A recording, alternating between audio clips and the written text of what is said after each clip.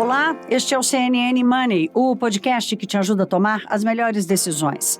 Hoje é terça-feira, 31 de maio. Eu, Thaís Herédia e Priscila Yasbeck vamos juntas agora te levar para saber de tudo que está acontecendo na economia no Brasil e no mundo.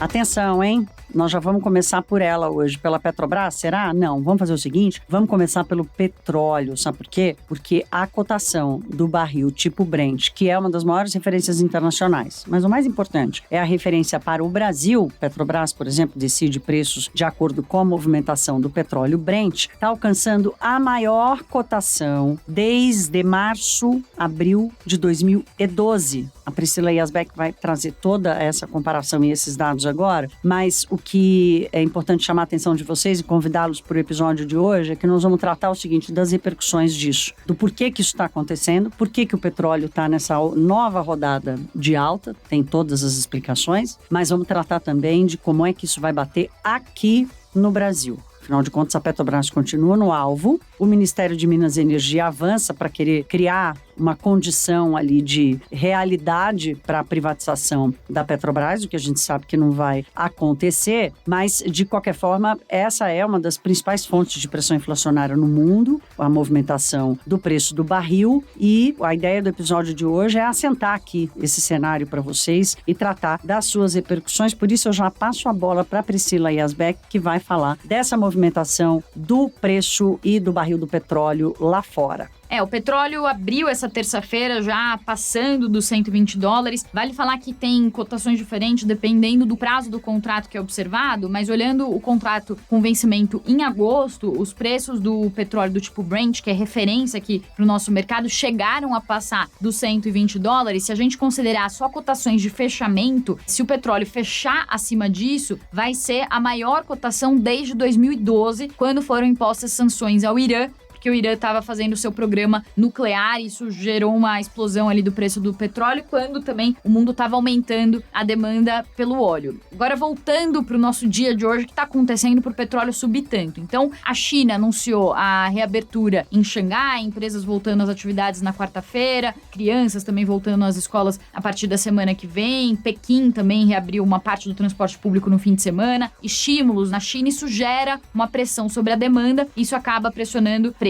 Junto com isso, então, teve a notícia importante da noite dessa segunda-feira dos líderes europeus que chegaram num consenso ali sobre o embargo ao petróleo russo, que ficou decidido, então, eles vão cortar uma parte das importações e, com isso, o embargo vai ficar em mais de 2/3 das compras totais de petróleo da Rússia pela União Europeia. Então, todo o petróleo que vem por via marítima vai ser banido, mas o petróleo que chega por oleodutos não vai entrar no embargo. Isso também gera mais pressão sobre a oferta de petróleo no mundo e aí, com isso, os preços subiram. Quando os preços do petróleo sobem, isso gera um temor, alimenta o temor de inflação global, a inflação que já estava muito pressionada e já vem muito alimentada por um temor por causa dos dados da Alemanha de ontem, que ficou com uma inflação recorde, que ficou em 8,7%, veio acima do esperado, e aí agora, nessa terça-feira de manhã, também saiu a inflação da zona do euro, corroborando para esse temor de inflação global, porque a inflação ficou em 8,1% em maio, subiu de 7,4% em abril, marcou um novo recorde e ficou acima das expectativas, que eram de uma inflação de 7,7% na zona do euro. Então a gente junta China, embargo ao petróleo russo e também esses dados de inflação que mostram que talvez a inflação ainda não tenha atingido um pico. Então aquela perspectiva de que os índices de inflação teriam atingido um pico, elas não estão se confirmando, né? Os índices de inflação continuam superando as expectativas, então isso gera também um temor de que os bancos centrais vão ser mais agressivos com juros, subir ainda mais os juros. Isso também gera um temor muito grande de recessão. A gente tem falado aqui que esse é o principal medo do mercado hoje, que é esse aumento de juros e esse risco de recessão. Bom, um resumo aqui disso que a gente está conversando, um estrategista definiu muito bem, ele falou que tudo depende da inflação agora. Então, o mercado todo está de olho em inflação, petróleo é inflação na veia, então isso está preocupando também as bolsas que abriram aí, a maioria em queda, tanto na Europa, na Ásia, até fecharam em alta por causa da reabertura na China, estímulos, mas na Europa estavam a maioria caindo, índices futuros também americanos estavam caindo aí pela manhã.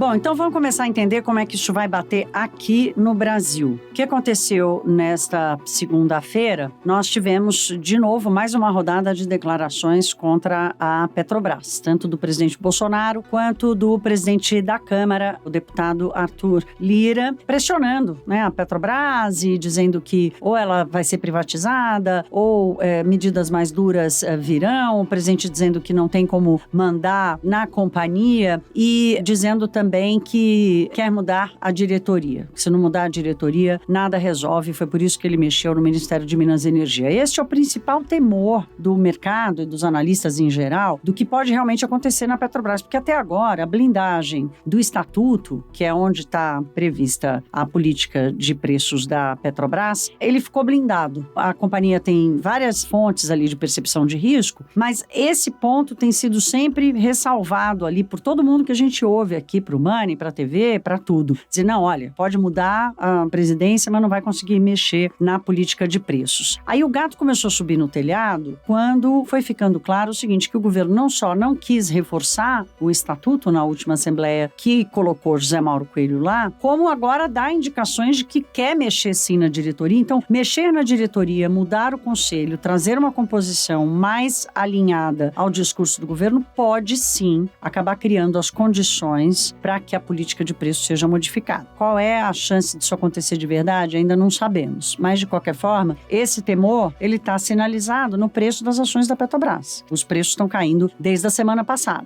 Foi assim na sexta, com uma queda muito forte. A segunda-feira também. Vamos ver o que vai acontecer hoje, porque nesta terça-feira temos uma cereja do bolo aqui, porque o Ministério de Minas e Energia resolveu oficializar a entrada da Petrobras no programa de parcerias de investimento, que é o programa de privatizações do governo federal. Ora, ao fazer isso, ao oficializar, tem carimbo da República Federativa do Brasil, portanto, precisou de um carimbo também da Petrobras, mais uma nota oficial da Petrobras, como a Priscila diz, a moça que mais trabalha, ou a pessoa que mais trabalha hoje na Petrobras, é essa que redige comunicados para se posicionar como manda a lei das SA e as regras do mercado de capitais no Brasil, se posicionar e esclarecer os fatos sobre a governança da Petrobras. Então, a moça ou a pessoa que escreve comunicado lá, soltou mais um comunicado dizendo que, ok, entendeu que a Petrobras entrou no programa e aguarda mais informações, qualquer fato relevante à governança da companhia,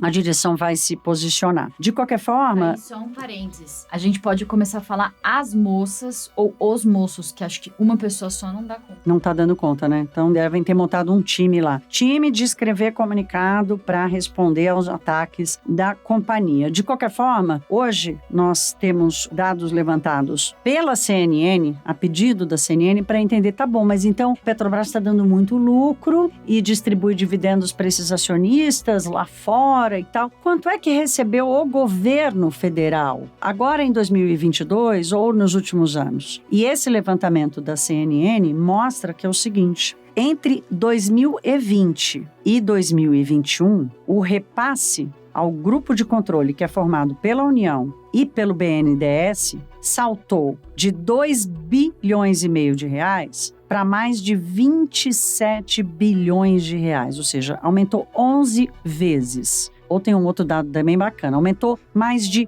1.000, ou quase, mais não, quase 1.000%. Então, o governo federal está recebendo os dividendos, e muito. Aumentou quase 1.000%. O que ele está fazendo com esse dinheiro que não direcionando para, de alguma forma, criar um fundo estabilizador ou fazer um subsídio para o preço dos combustíveis, para grupos específicos e tal? Pela lei, o governo federal só pode usar esse dinheiro específico do dividendo para abater dívida. Então, muda a lei. Então, se não for para abater dívida, cria uma política pública, muda esse direcionamento. Mas não é só esse o dinheiro que a Petrobras gera para o governo, né? A Petrobras ainda paga participações especiais, royalties, vai juntando dezenas de bilhões de reais aí nessa conta, e impostos. A Petrobras é uma das empresas que mais paga imposto para o governo federal no Brasil. Então, a questão aqui, como eu venho repetindo, e é o grande ponto destacado pelos especialistas, é que a solução para os preços tem que sair do orçamento público. E o dinheiro está lá. A questão é o direcionamento desse dinheiro. Quer pegar 30 bilhões de reais dos dividendos? Olha, só este ano, a parcial até maio, o governo federal já recebeu 32 bilhões de reais. Então é uma questão seguinte, o dinheiro está entrando. Então, vamos olhar para o orçamento público, né? Coloca o Ministério da Economia, o Congresso Nacional, para entender, tá bom, então o dinheiro está vindo para cá, como a Priscila lembrou hoje mais cedo no programa, é uma coisa que eu repito há anos, né? Não se faz política pública com dinheiro privado. Quem sustenta o investimento e a operação da Petrobras é o dinheiro privado. O Tesouro Nacional, como diz a Basília Rodrigues, a Petrobras, para o Tesouro Nacional, é uma galinha de ovos de ouro, né? Então, discute a política pública, sim, com o dinheiro repassado pela Petrobras, ganhado pela Petrobras, né? Com suas operações no mercado de ações e redireciona esse dinheiro para uma política pública. Então, essa questão toda, ela acaba tendo um tom muito mais político, que o confronto em ano de eleição é a estratégia mais acionada, né? Mas não necessariamente a mais eficaz. E para fechar, a Priscila vai nos passar aqui agora, as ações da Petrobras, por exemplo, a Priscila está me mostrando agora na abertura, na segunda-feira, as ações fecharam em queda, como eu disse aqui, de praticamente 2%. Vamos ver como vão se comportar nessa terça-feira, mas a indicação é de queda. E para fechar esse assunto de Petrobras e combustíveis, a Priscila vai dizer aqui do desfecho da reunião de ontem dos secretários de Fazenda com o presidente do Senado, que promete botar em votação, né, Priscila, o projeto que reduz o ICMS, mas dificilmente vai passar como veio da Câmara, né? Então, e a gente percebe o quanto que os assuntos estão conectados, né? Então, ontem a Bolsa descolou dos índices lá fora e por causa das estatais e por causa dessa queda da Petrobras. Inclusive, os analistas estão começando a falar que as pesquisas eleitorais estão fazendo mais preço nas ações, né? Então, tem um temor de transição de governo que pode afetar as ações de estatais, mas também tem um temor de que mais medidas populistas sejam tomadas, porque o presidente Jair Bolsonaro está em segundo lugar nas pesquisas, ele faria, então, algum esforço aí, mexeria com as empresas, como já está mexendo, para tentar mudar isso e tentar reverter esse aumento de preço. E aí tem a questão importante também, né, Thaís, da indicação que o presidente deu de que o Ministério de Minas e Energia quer mudar a diretoria da Petrobras, né? Que era justamente o principal medo do mercado, teve a troca na presidência, mas para que haja uma mudança na política de preços da empresa, precisaria haver uma troca na diretoria. E aí o governo começa a sinalizar a troca na diretoria, isso também está gerando um medo adicional. Agora, voltando, depois de um minutinho aqui, a pergunta que você fez, então, questão do ICMS, né? Então, teve a reunião dos governadores com o Pacheco, o nosso analista de política, o Caio Junqueira, fez uma apuração, viu como que foi essa reunião, e parece que a reunião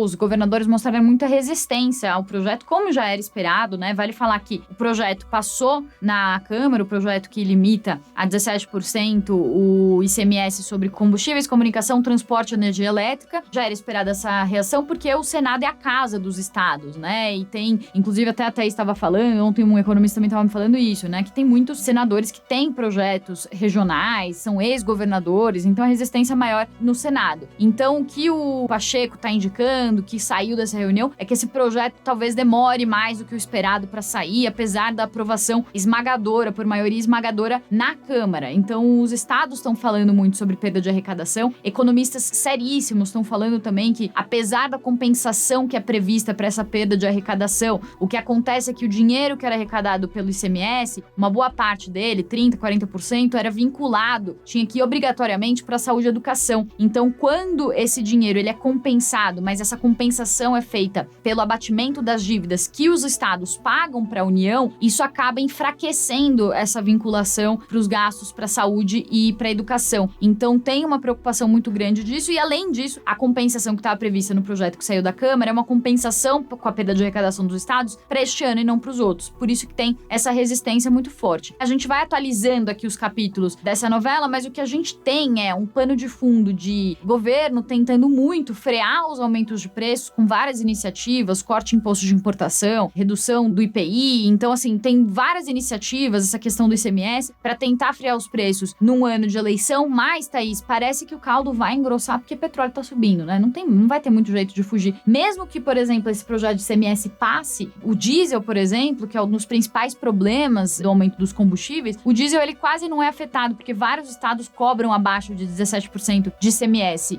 E aí, agora, a gente tá vendo, então, o caldo engrossar mesmo com o preço do petróleo chegando a $120, e isso considerando que o embargo ao petróleo russo é um embargo ali que tá atingindo 2/3 do petróleo. Imagina quando chegar nos 90%, que é o que a União Europeia quer que chegue até o fim do ano, quanto que pode chegar essa cotação, né? E os reflexos disso no Brasil e no mundo todo. Só para não deixar, assim, né, nenhuma ponta de alívio nessa história, o contraponto ao aumento do preço do petróleo é o câmbio. E a moeda americana tem se desvalorizado nas 2 últimas semanas. Na segunda-feira subiu na comparação com o que foi na sexta-feira passada, mas de qualquer forma ainda está bem abaixo do que tivemos em outros momentos, ali na casa dos 4,70 ainda. Vamos ver quanto isso é sustentável. Tem um movimento geral de alocação de investimentos que tem enfraquecido o dólar diante de várias moedas e o Brasil está pegando carona nisso, né? Não temos aí nós aqui, além do diferencial de juros, que sempre foi um diferencial ou um atrativo importante, mas de qualquer forma o contraponto ao preço do petróleo está acontecendo, que é o câmbio um pouco menos desvalorizado.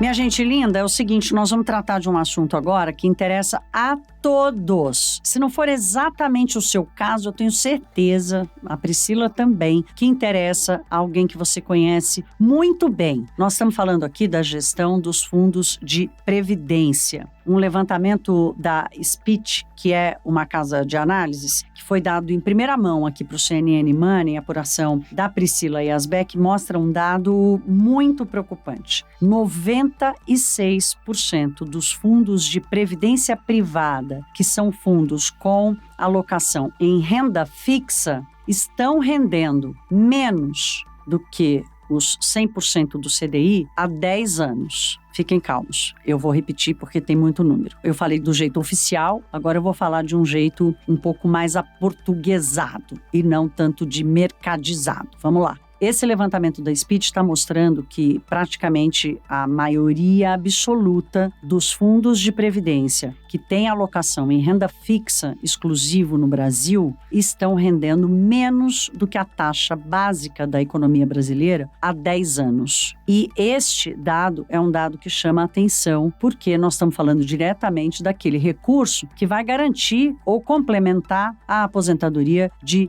milhares e milhares e milhares de brasileiros que transferem aquele dinheirinho suado para estes fundos. A Priscila vai dar os detalhes agora deste levantamento e dividir com vocês o que nos contou a Luciana Seabra, que é a CEO da Speech e responsável por este levantamento. Bom, um levantamento então bem preocupante, porque se você pensar que esse é o dinheiro da vida de muita gente, né, o dinheiro que as pessoas botam na previdência, é algo extremamente preocupante, né? Então, como a Thaís muito bem introduziu, observando os últimos 10 anos dos maiores fundos de previdência em renda fixa do mercado, percebe-se então que as pessoas ganharam menos do que a taxa de juros, do que a taxa Selic, sendo que existem títulos no mercado, como por exemplo o título do Tesouro, o Tesouro IPCA, que pagam a inflação mais juros. Então pagam sempre juros acima da inflação. E vale lembrar que a Selic ela tende a ficar ali próximo da inflação, os juros tendem a sempre cobrir ali a inflação. Então é como se a gente falasse assim, que hoje tem no mercado um título do Tesouro, do governo, que paga juros acima da inflação e tem gente que tá ali só ganhando os juros, né, no mercado. Então tá ganhando muito menos do que poderia num investimento muito conservador. Então assim, o que a Luciana falou, né, ela falou sobre fazer uma portabilidade, ou seja, se você tá num desses planos que não pagam nem os juros, né, nem a taxa básica, para você fazer uma portabilidade. E na visão dela, ela falou que tem fundos interessantes, porque a questão é, se você vai por conta própria investir, você precisa ter um certo acompanhamento, conhecer mais o mercado. Se você gosta da comodidade dos planos de previdência e topa pagar uma taxa de administração por isso, tem que pagar a taxa por um fundo que é bom e que tá conseguindo pelo menos bater ali os índices mais conservadores do mercado, que não tem acontecido nesses grandes fundos. E é sobre isso que ela falou com a gente. Vamos ouvir. Sim, a gente até tem visto alguns produtos nascendo com taxas mais baixas, nesses últimos anos, e também os próprios bancos que tradicionalmente produzem produtos muito ruins, trazendo produtos de gestores independentes, não ligados ao próprio banco, em que eles têm margem menor para oferta, e as corretoras também entrando com produtos próprios. Então, que tem produto melhor nascendo, tem. A indústria evoluiu nos últimos anos, a regulação evoluiu, só que o problema é que tem muita gente que ainda está nos ruins. Então, às vezes os bancos falam assim, mas eu não estou mais oferecendo na ponta alguns desses produtos ruins. Tá bom, mas tem um monte de gente lá dentro. Em vez de baixar a taxa dos produtos mais antigos, eles no máximo baixam um pouquinho, mas colocam outros na plataforma. Então, se a pessoa não se mexe, ela continua nesses produtos horríveis. Então, os novos já não vêm com taxa de carregamento em geral, que vários dos antigos têm, diversificam mais, porque é engraçado, né? A maior parte da Previdência está investida em renda fixa no Brasil, mais de 80%. Agora, se a gente for pensar, é o dinheiro de mais longo prazo, é onde poderia estar a maior diversificação. Então, você deveria ter não só um produto previdenciário, você deveria ter mais de um mais focado em renda fixa, bom, com taxa baixa, que investe bem, um multimercados, um de bolsa, em vez de ter monoproduto em previdência. Muita gente fica com uma parcela gigante do patrimônio em previdência, tudo em renda fixa e ainda em produto caro, não vai levar a lugar algum, né? Primeira coisa é pegar esse produto de renda fixa dele, previdenciário, e jogar lá no Google, muito simples, joga lá e dá uma olhada, porque hoje tem um monte de comparadores de fundos gratuitos, e aí olhar se ele tem essa cara de perder para o CDI, né? Todo comparador dá para fazer essa relação com o CDI. Se ele é um fundo desse que anda muito comportado e perde o CDI há muitos e muitos anos, está na hora de fazer a portabilidade. E aí, o que ele tem que conhecer? Essa indústria de multimercados hoje tem SPX, Verde na Previdência, Kinea, Gávea, gestores super tradicionais em multimercados que têm produtos previdenciários. Então, seria legal, por exemplo, eu sempre falo para põe uns 40% em produtos previdenciários multimercados, uns 30% ou um pouquinho ou menos, até se você não aguenta tanta volatilidade, em fundos de ações previdenciários, e os outros 30% em produtos de renda fixa previdenciários, e com o tempo vai chegando mais perto da aposentadoria, quer diminuir um pouco a parte de multimercados e bolsa, tudo bem. Mas o ruim é que as pessoas começam muito cedo, às vezes pegam um plano previdenciário na empresa, renda fixa pura sempre. Dá pelo menos uma espiada no mundo dos multimercados previdenciários. Esse ano, por exemplo, eles estão ganhando muito dinheiro com alta de juros no mundo e tem feito retornos de, tá lá, SPX com 15% no ano em previdência, Ibiúna com 12%, são ótimas formas de você compor sua carteira previdenciária. Ô, People Beautiful, deixa eu falar uma coisa aqui para vocês. O que chama a atenção dessa fala da Luciana Seabra é a questão da portabilidade. Muita gente já entendeu a portabilidade, por exemplo, para trocar de conta, mas a portabilidade para gerir o seu recurso também existe, ou seja, é um direito seu, ou daquela pessoa que eu falei que você deve conhecer muito bem e que teria interesse em saber disso, tem o direito e o dever consigo mesmo, né, de cuidar bem do seu patrimônio. Portanto, a portabilidade permite, como disse a Luciana, a escolha da alocação desse recurso. Então, se informar, procurar saber e buscar aquilo que for, não só preservar o seu capital, mas fazê-lo crescer ao longo dos anos, enquanto você não precisa e não depende dele. Então tá aí, portabilidade do seu recurso, do seu patrimônio é sua. Aproprie-se dela e busque uma alocação correta para os seus recursos. Assim a gente fecha o CNN Money de hoje. Na agenda desta terça-feira temos uma participação importante do presidente do Banco Central, Roberto Campos Neto. Vai falar numa comissão de defesa do consumidor na Câmara dos Deputados sobre juros e inflação. Vamos acompanhar e amanhã, claro, vamos dar toda a repercussão da fala do presidente do BC e tudo mais que acontecer. Até rimou. Se cuidem, um beijo e até a próxima. Tchau!